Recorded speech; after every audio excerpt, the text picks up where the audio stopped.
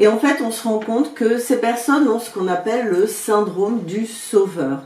C'est-à-dire que c'est un syndrome où on se sent responsable du bonheur des autres. Et du coup, ça peut être vraiment épuisant et ça nous empêche de prendre soin de nous-mêmes. Il y a une sorte de sentiment de responsabilité excessif. Les personnes qui sont atteintes du syndrome du sauveur, donc, se sentent responsables du bonheur, du bien-être des autres.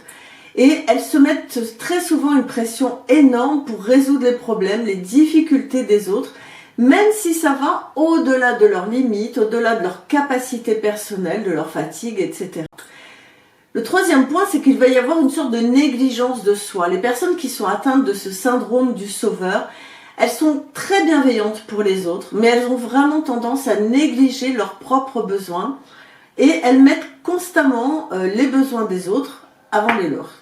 Donc ça va entraîner, comme je vous l'ai dit, un épuisement qui va être psychique, émotionnel, mental et physique.